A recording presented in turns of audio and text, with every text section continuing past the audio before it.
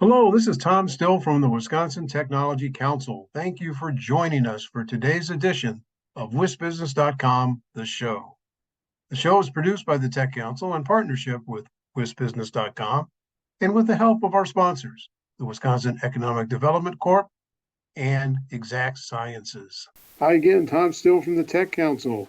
Some recent and upcoming events. May 8th will be in Milwaukee at Quarles and Brady downtown to answer the question, is it possible to revive American manufacturing? Join us there to hear from leaders who will understand manufacturing as they debate that core question. Is it possible to bring back manufacturing in the United States after decades of decline? Our panelists are Buckley Brinkman, who runs the Wisconsin Center for Manufacturing and Productivity, Andrew DeGuire, Dean of the College of Business Administration at Marquette University, and Dale Kuinga, president of the Metropolitan Milwaukee Association of Commerce. Go to our website to sign up and learn more. May 20th will be in Madison. And to ask the question, is the energy checkbox quickly becoming all of the above?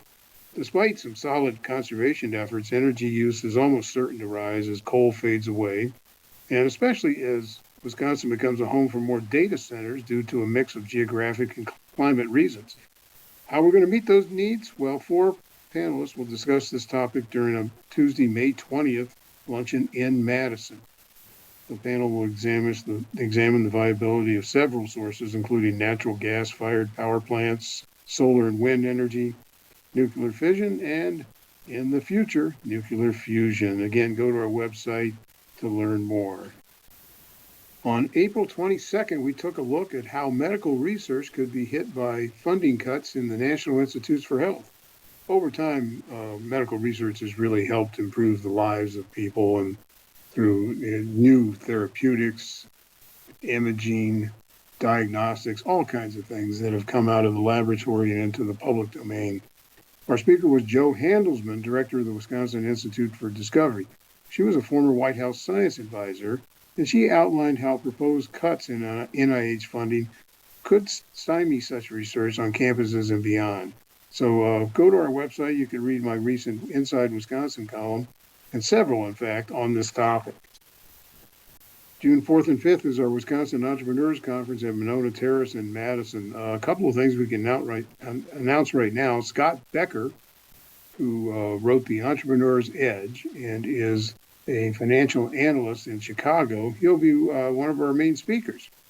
We'll also have an open mic session during the event itself, and this is different than our Governor's Business Plan Contest presentations, but it's an opportunity for young entrepreneurs who hit a certain designation within our process that get up and talk. So this is going to be great. Coming soon is our golf outing, our Wisconsin Women reception, our Wisconsin Innovation Awards, and the Early Stage Symposium. So some other things to look out for. Our Wisconsin Governor's Business Plan Contest has moved to the next stage. A field of more than 150 entries hit our deadline in January. It's been narrowed to 25 finalists. We'll have one more round of judging before the diligent dozen are selected to pitch at the Entrepreneurs Conference. So thanks to our judges and thanks to our great sponsors. I write a weekly column called Inside Wisconsin that focuses on news and developments that often touch on Wisconsin's tech-based economy. It's in newspapers and other platforms in Wisconsin and beyond. So if you want to see what topics I've commented on in the recent year and past years as well, go to our website. Next up, Brent Ridge, CEO of Dairyland Power Cooperative. Hello again, this is Tom Still from the Wisconsin Technology Council. Thanks for joining us for today's interview with Brent Ridge. Brent is the president and CEO of Dairyland Power Cooperative. He's got a great background, not only in just the utility business overall, but he's served on the Nuclear Energy Institute Safety Board and a Safety Review Board and some other places like that. And he has really strong Pacific Northwest roots. So we're glad that he could join us here in the Midwest to help lead Dairyland. How are you, Brent? I'm doing very good, Tom. Thanks for having me, and thanks for everything that you and your group do to move technology forward and support business. Well, thank you, sir.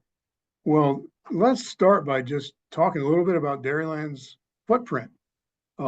Where you serve people with geography, all the other kinds of metrics that you might normally use. Mm-hmm. So we're what's called a generation and transmission cooperative. That means we're responsible for procuring and generating electricity and then transmitting it through our transmission system to distribution co-ops that handle the retail side of the business. So our customers are distribution cooperatives, municipals, and our service territory is in 4 states: Illinois, Iowa, Wisconsin, and Minnesota. We cover about 50,000 square miles, where we serve about 800,000 people. It's mostly rural. That is our niche in the world, is for serving rural America. That's why we were created. Excellent. And that's a very big footprint. So I'm glad you were able to define that better. And you mentioned the word reliability. That's a big part of what you try to do over that huge geographic area. And it brings to mind a current debate in the Wisconsin legislature. It goes by an acronym, ROFR, which stands for Right of First Refusal. And it's tied up in how lines are built and by whom, and what that can mean to this really larger Midwest energy grid. So could you tell us a little bit about that and what's at stake with this particular bill?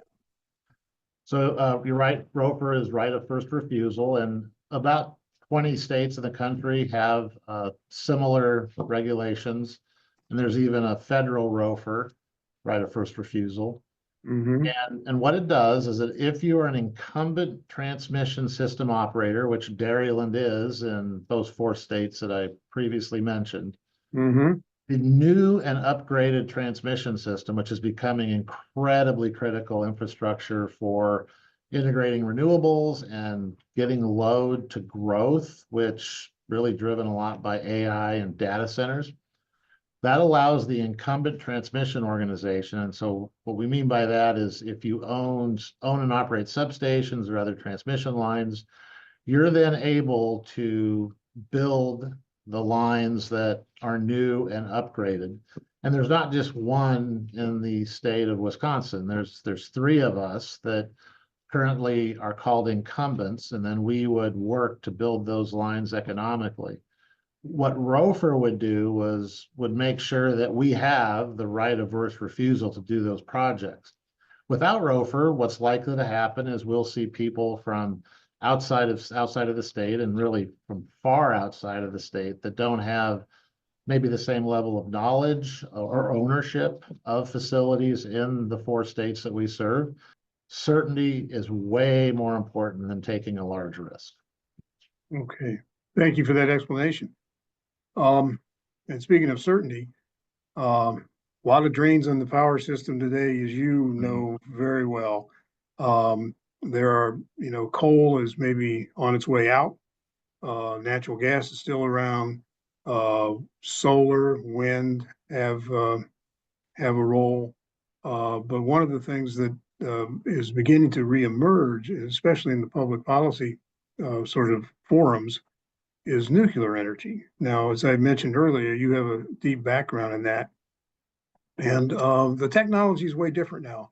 Small modular reactors are how people envision, I think, much of the future, at least on the fission side. And so tell us what you're thinking about Dairyland's future in that regard, as you consider all of the really it drains almost on the power supply. Yeah, there's drains, and we're also taking away from the power supply by shutting down coal plants.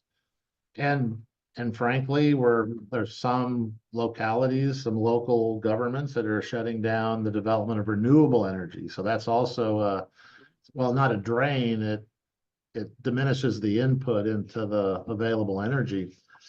So right now, as I see it, and this, when I talk about this generally from a federal policy perspective or state policy, it's also represents kind of where Dairyland's at. So if we're going to be against carbon and we want to have as little carbon, CO2 in particular, in the air, nuclear has to be part of the equation. So if you're against CO2, you have to be for nuclear, or you're against reliability, affordability, and safety. So with that as the context, even as utilities and as anti-fossil fuel groups, we should all be pulling the rope in the same direction. In between nuclear taking over, there will be natural gas, and there's going to be coal for some time to come in the future. But natural gas is going to be the transition fuel. So how long is that transition going to be?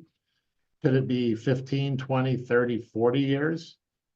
It could be longer, depending on how quickly we can deploy nuclear. And so now as Dairyland looks at nuclear, think about the mission I talked about earlier, is to provide safe, reliable, and affordable energy. So for Dairyland, the decision is likely to come down to economics.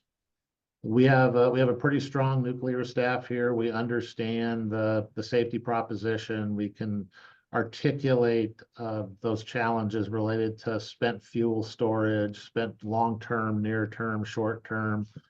So we have a good team to do that. I'm confident that as we begin to educate and continue to educate the public and stakeholders on this issue, we're going to see a lot of support.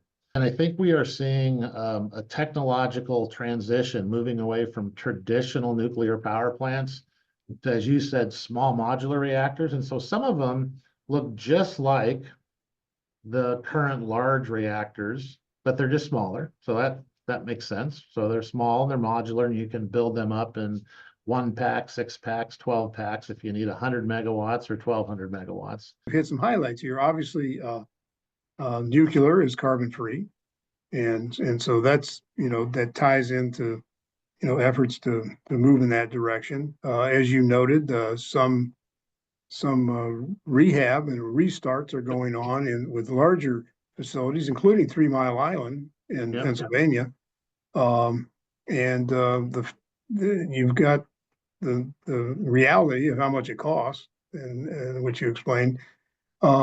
But at the end of the day, would you say it's a case where we're at right now with the need for electricity and the rising need, think AI, think data centers, is it pretty safe to say we kind of need it all?